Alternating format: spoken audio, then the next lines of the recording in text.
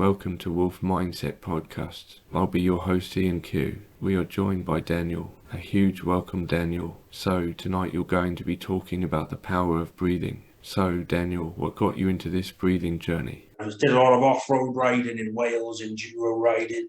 So it was going to a damp forest kind of wasn't really the place for someone with asthma. So it did hinder me quite a bit, having to stop and take this asthma pump every half an hour. But I managed to push on through that, with the power of breathing. I felt this strength in my lungs. And then after that, I thought to myself, I see where I can go with this. I thought I can apply this to different sports that I was doing at the time. I still do. I like boxing training a lot. I'm looking at doing a boxing match, a heavyweight fight in London. I liked enduro riding. I raced motorbikes, amateur, not professionally, but I felt it helped me do that. I could complete these long races without using my. Yeah, it's been good. It's got rid of a lot of anxiety and troubles I've had along the way. Developed use these breathing techniques as a tool to overcome a lot of things. Hypnosis, various tools, really. Wow, so quite a big journey then, Daniel. Yeah, so my life has been, as I say, my working career has been about journeys over the last 20 years, being a trucker, going all over Europe. I went trucking in Australia, North Africa, all over the place. So going on this journey, it's just been bolted onto that, really. So it was introduced by this hypnotherapist about cold showers, which got you reading into the Wim Hof method.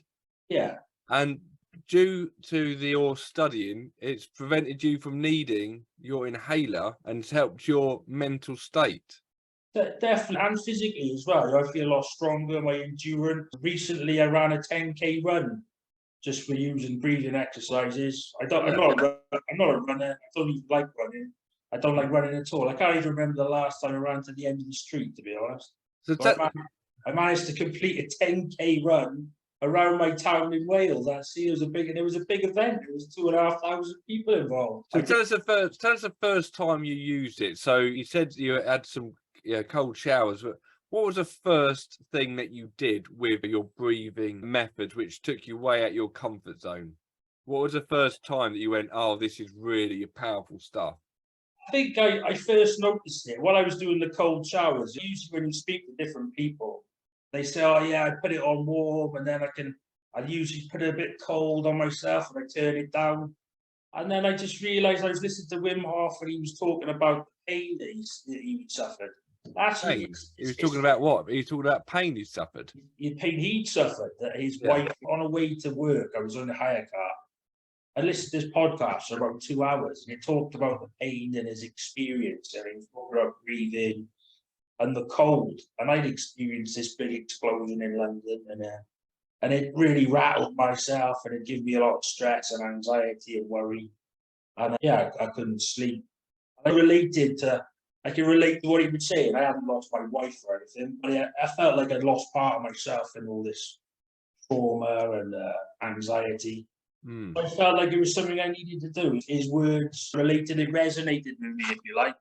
And I thought to myself, I'll see how far I can push it. So the next thing, I started off with cold showers, just getting in the cold shower. You have no hot water, go straight in there. Start off small, Ian. Start off small, and then I wasn't gasping. I was more concentrating on the breath. I concentrated on my breath.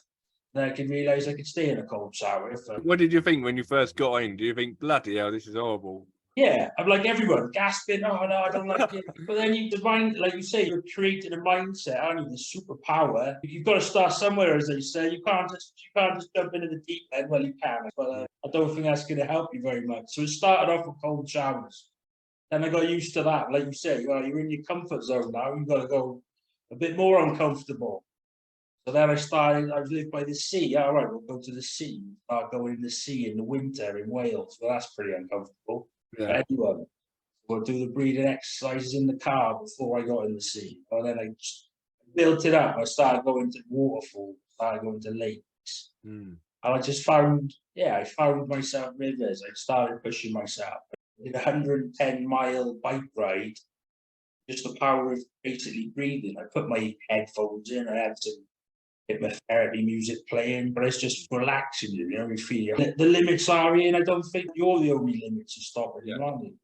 And I still feel I'm at the beginning of this journey, but I am pushing it a bit further each time. It's And amazing. I've got some photos to bring up in a minute, and you can tell us about them in a moment, Daniel. But before I go into some of the things you've achieved, would you say it's helped with your trauma that you've had, this journey of yours? oh, definitely. I'd like to say to the wolves and people watching, yeah, I mean, the breathing, I think it's one of the best tools you could probably have. Hypnotherapy, and this breathing power, whatever works. It doesn't have to be the Wim Hof method. There's all kinds of methods out there. But I just say, yeah, sit down and give yourself 20 minutes a day or whatever, 10 minutes even. Just have that relaxation, calm yourself right down. Yeah. Lower that heart rate, lower that blood pressure. It's supposed to reset your autonomous nervous system, is it? Yeah, that's it. So yeah, nervous system that apparently lowers your blood pressure and your resting heart rate for the whole day having a cold shower. That's new science that's just come through, which I read recently. And the other thing is, from studying, I did a course. The first course I did with the Wolf Pack was the breathing bridge, which took me into the world of studying the power of breathing. I had no idea that the amount of people who aren't breathing right on a regular basis, we're constantly breathing quite high and shallow because of how stressed we are, which is the stress response, the way we breathe in this short, sharp way. But constantly breathing all day, every day in that way connects us to our sympathetic nervous system constantly, which then can create chronic stress and cause a host of long-term illnesses. And it's all connected to the breathing that we're doing, which is causing this. So people are not appreciating the healing that you can do from breathing. You slow your breathing down for 5 seconds in, 5 seconds out, and you get into a resonant breathing rhythm, then you'll balance out your nervous system, which is fantastic, because without studying this stuff, people aren't going to know. If you're listening to this, you should know. What Daniel is saying is absolutely spot on. You can heal yourself in many different ways, but one of the important things to do is learn about breathing. It sounds so simple, though, doesn't it? If someone said that to me 5-10 years ago, sort your breathing out, it will heal you, I'd be like, no. But now anxiety sufferers are told to breathe out longer than they breathe in, which connects to the parasympathetic nervous system. So they breathe in for 5 seconds and breathe out for 7, which connects to the brakes of the autonomic nervous system. An exercise earlier, it's like call it that 4-7-8, don't they? Where you breathe in for 4, hold for 7, and then breathe out for 8. And I found that's quite a good, very easy one. Just 5 or 10 minutes of doing that, especially if you've got anxiety, like you said. Very shallow breathing, and I didn't even notice for 40 odd years. Like you say, you just take it for granted, didn't you? When I done exercise, I had to breathe a bit harder. I just thought, well, that was the body's way of just taking on a bit more oxygen, and that's all I really thought about it. But as you look into it, the benefits from just spending 10 minutes a day, 20 minutes a day, just to work on yourself. You need to push your body into that zone where it's uncomfortable. It's a long bike ride, or you've got to run, or whatever, or even just like a long walk. And I find it's very you build strength, and it's good for like your core muscles, so I've read, and improves digestion. Wim Hof bangs on about you boosting the alkaline in your body. I've read about that. I think it's good for like anti-inflammatory diseases, cancers and things like that. So there's a lot of big claims on the internet. I'm not an expert or a health professional, but I've just used it to benefit myself and help myself through this anxiety that I've unfortunately, it's on my way over the years through various means, like not treating yourself. And then, as I said, I had a big explosion, and then I probably went down every single route to try and combat it that you shouldn't. So I tried every bad habit under the sun to Nicholas mentioned that it sorted out her IBS for sure. Yeah, and IBS is connected, isn't it, to that anxiety? Yeah, So for you sure. calm that anxiety down, it calms your stomach issues down. Yeah, and you say it's your second brain, isn't it? Your stomach. You've got a lot of nerves Yeah. connected, and yeah, it's Wim Hof bangs on about your vascular system and all these thousands of miles of blood vessels and veins. And when we're anxious, the blood stops going to the stomach, which stops it from being digested properly because all the blood goes to your limbs in order to fight, flight, freeze, so to speak. But Dan, I've got a question for you. So let's delve into this breathing now. So we've talked about how amazing this breathing is, but let's talk about reality. Yeah. All right. We've gone off into this cool science world, which some people will be interested in, but I know there'll be some people who go, yeah. Tell us some of the cool stuff. They're going to be thinking this. You're going into these freezing cold lakes. Yeah. What goes on in your mind when you go into these freezing cold lakes? And how do you deal with that uncomfortable feeling? Tell us about this breathing. Tell us about what it is that you do when you go into these freezing cold lakes. What's going on in your mind? And how do you get that uncomfortable feeling back into control? Once I started off, I think I was overthinking these things a bit too much. I just really concentrated on the breathing. But then after a while, I started doing these ice baths and all these crazy things. Some of them were like way over the top. And I was thinking, but all you really got to do is relax, isn't it? Everyone says, just relax. And that is the key secret. But it's kind of like that thing when you're angry and someone tells you to calm down, isn't it? And if you're in a freezing cold like river with ice around you and someone says relax, you almost want to say piss off, mate, it's freezing in there. I bet that's the first thing. You have to fight it, don't you? You've got to condition yourself. You can't, like now, because I've been doing it for quite a while. I just go to the sea or go to a river, and yes, it's a little bit parky on my skin, but I don't really get any. It's not really that bad anymore, you know. I just go straight in. I feel it quite enjoyable. I let the cold come into my body. I can feel it, all your blood vessels are rising to the top of your skin. You can feel the changes that are going on. And you just sit there. It's very relaxing. It gets rid of my stress and worries of things I'm thinking about, and life stresses. You've got whatever your finances and kids and families, and everyone's got all these stresses and different things going on. I feel like when I get in these places, I can let them go. I'm not thinking about any of them. It's a bit of me time, and it's like a meditation. Like that Wim Hof was saying. But that was his only place after his wife killed herself. He had 4 kids to support. He had all these thoughts, didn't think properly. And he used to go and sit or stand in a freezing cold lake in the middle of Amsterdam. That was his place to get away from it all, which is, I suppose, things I was thinking, these maybe stress and anxiety. Yeah, it's been, like you say, I've gone different places around the country, and it's been nice to see these places and connect with nature. And I met a new partner and she had worries as well. She had a business was failing and she got ripped off and all kinds of bad things, and she was quite upset about all these things. So it was quite nice to both of us to go there and spend some time and share a common interest. It was quite good.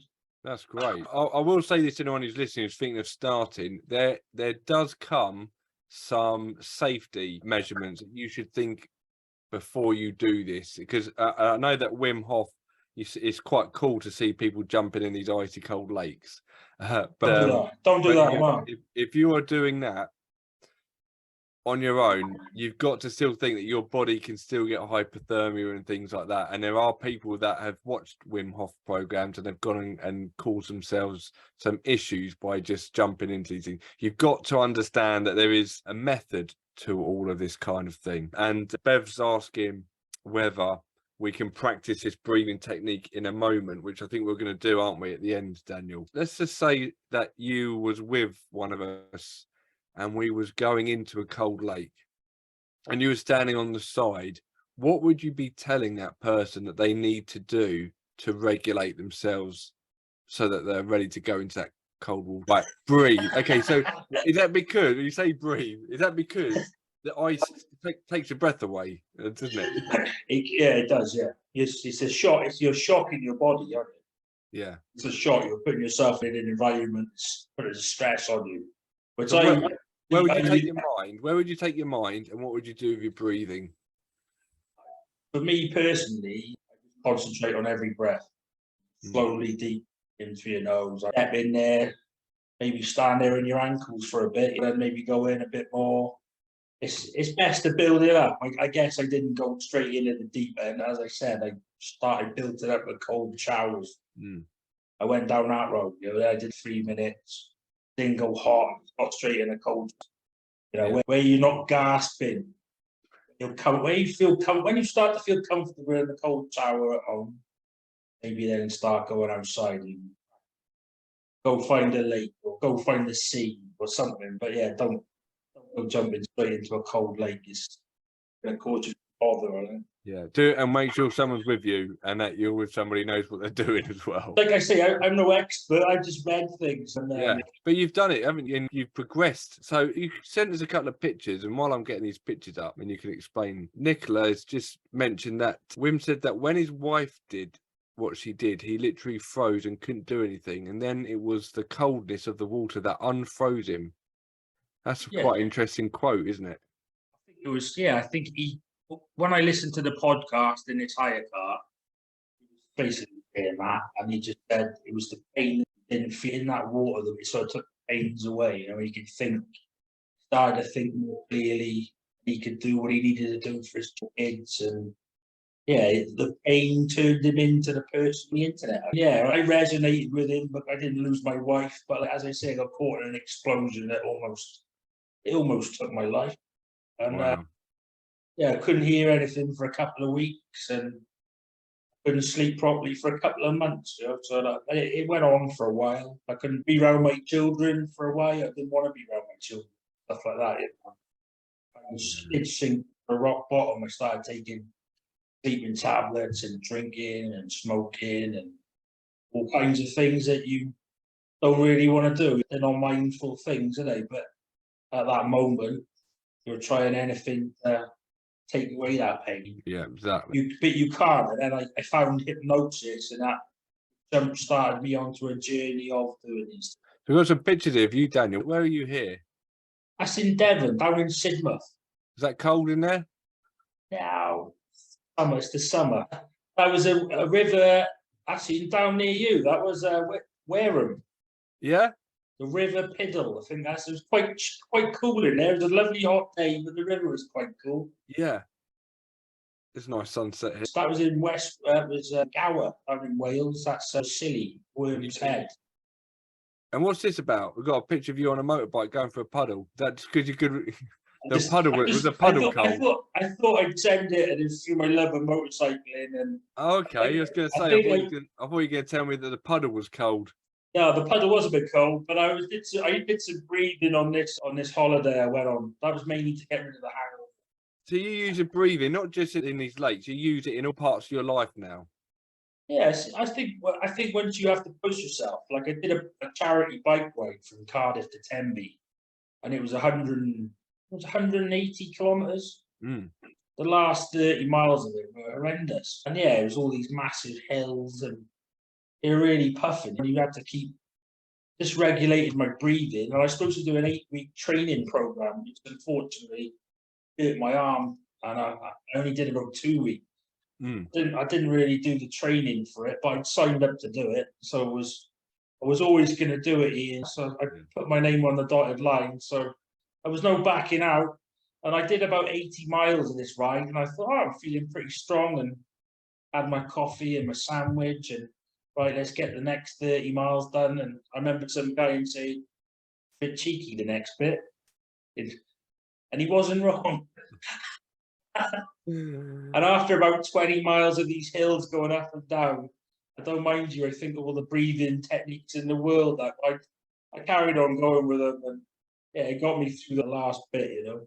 Yeah. It definitely pushed me to the limit. You have to do these things, don't you? So Daniel, I will say a big thank you. The journey you've been on is a great one. It's quite inspiring. The trauma that you've gone through and the way you've healed yourself using these techniques. I have my bad days, Ian, but I keep going. We all do. Even the optician was asking me a load of questions the other day to get a set of glasses, and he was saying, like, how do you bounce back? And I said, yeah. You've got to be grateful and thankful you're in this world, and I hope, bad as it gets, it can get better, you know? It certainly can. It certainly can. So, Daniel, I will say thank you very much from everybody who's been listening. A real insight into the power of breathing. And I think it's going to get some people to start looking up some of this Wim Hof methods. There's lots of methods out there. So have a little look at it. And I think it's going to get some people to start looking up some of this Wim Hof methods. There's lots of methods out there. So have a little look at it. So, Daniel, thank you. No problem.